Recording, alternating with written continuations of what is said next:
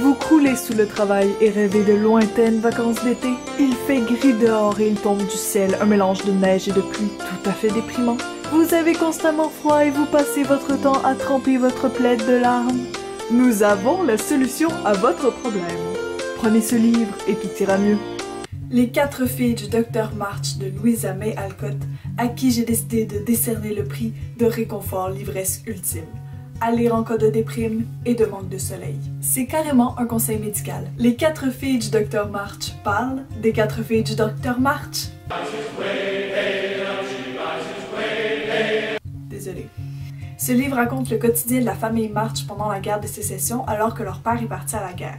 La famille March, c'est la mère et ses 4 filles, Meg, Jo, Beth et Amy. Chaque chapitre consiste en une petite aventure que les filles vont vivre, que ce soit jouer une pièce de théâtre, partir faire un pique-nique ou alors faire une rencontre d'un club secret au grenier. À la famille March s'ajouteront les personnages de Laurie, qui est un jeune garçon plein d'énergie et de gentillesse, ainsi que son grand-père acariâtre mais avec un grand cœur, qui vont un peu se mélanger à leurs petites aventures. Il s'agit d'une saga composée de 4 tomes et j'imagine que dans les tomes suivants, on va suivre les filles March une fois qu'elles vont être adultes. J'ai pas trop osé regarder parce que j'avais peur de me faire spoiler. Mais le tome 1 se déroule sur une année et en fait il y a une fin tout à fait satisfaisante. Fait que si vous avez pas envie de lire la suite, ça se lit très bien tout seul. L'élément central de ce roman, ce sont ses personnages.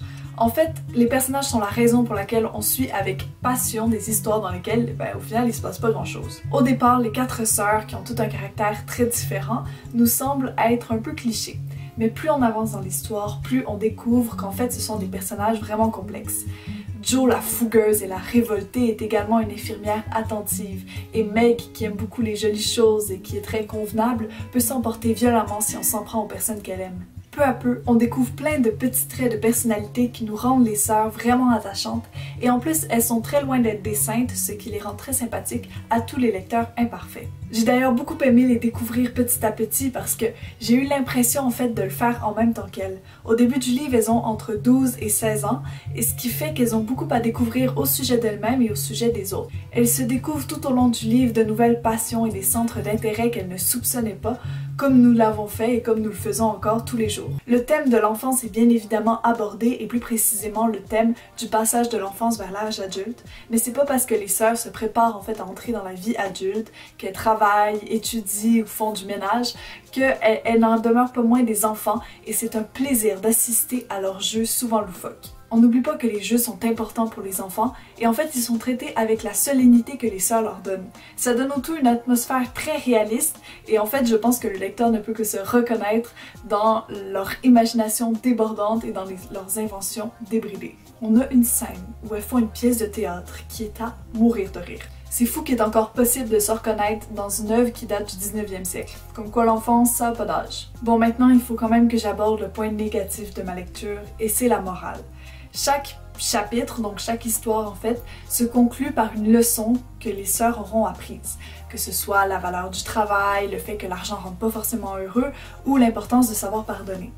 La morale en elle-même ne m'a pas dérangée. Je suis d'accord avec la majorité au final et celles qui me semblent plus douteuses sont surtout dues à l'époque où ça a été écrit en fait. Genre le rôle de la femme dans la société et tout ça, c'est clair que ça a un petit peu vieilli. Simplement, je l'ai trouvé vraiment lourde et j'ai pensé que c'était dommage de finir certaines histoires super amusantes avec un petit discours de la mère pour dire qu'il faut faire ci puis qu'il faut pas faire ça. J'ai trouvé que sur ce point, Louisa May Alcott, elle a pris les enfants pour des cons parce que la morale qu'elle prend beaucoup de temps à expliquer à chaque fin d'histoire, elle se trouve dans les histoires elles-mêmes. Il n'y avait pas besoin de l'expliquer et puis cette construction-là, ça alourdissait tout le récit. Mais j'ai quand même été surprise au final de découvrir des propos plutôt féministes pour l'époque.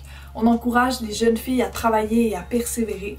On leur dit qu'elles peuvent avoir des passions et qu'elles peuvent même gagner de l'argent pour ça. Oui, je pense à la fabuleuse Jo et à ses histoires romanesques. Les 4 filles du Dr March, elles ont toutes leur conception du bonheur et aucune n'est dénigrée.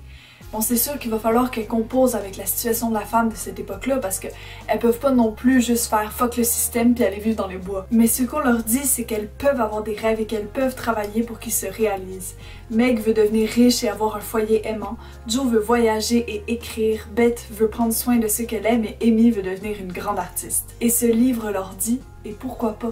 Je crois que je pourrais vous en parler encore très longtemps, mais il va falloir conclure en vous disant pourquoi j'ai fait gagner à ce livre le prix du réconfort ultime. Non seulement les sœurs sont géniales séparément, mais en plus elles le sont entre elles.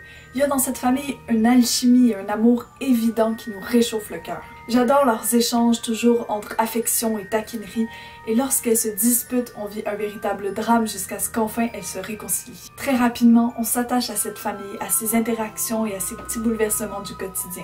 J'ai aussi eu un faible pour les riches voisins, les Lawrence, et pour le personnage de Laurie qui forme avec Joe un duo d'enfer. Les 4 filles du Dr March, c'est de ces livres dans lesquels on se sent à sa place. Très rapidement, on a l'impression de faire partie de cette famille aimante et on se réjouit ou on s'attriste avec eux. Et comme dans cet univers, on se retrouve avec une majorité de personnages bons, gentils et tendres, qu'est-ce qu'on se sent bien quand on y est? Mais attention, on plonge pas dans le manichéisme pour autant, et c'est un univers qui est loin d'être niais. On n'adoucit pas du tout les duretés de la vie et il y a même 1 ou 2 drames vraiment graves. Rien n'est idyllique ou facile et je crois que c'est ce qui rend ce livre tellement réconfortant, parce qu'on y croit et qu'on se dit que malgré ses malheurs et ses tourments, il est possible de vivre une vie douce et belle quand on est bien entouré et qu'on apprend à faire face aux difficultés. C'était mon avis sur les 4 filles du Dr March. J'espère vous avoir donné envie de lui laisser une chance. De mon côté, je suis définitivement accro et je viens d'ailleurs de m'acheter une intégrale en anglais. Motivation. Le vocabulaire est plutôt simple et puis l'écriture de Louisa est délicieuse. Bon allez, j'y vais. En attendant la semaine prochaine, dites-moi si vous avez lu des livres doudou dernièrement. À la prochaine! Je me suis mordu la langue! Aouh!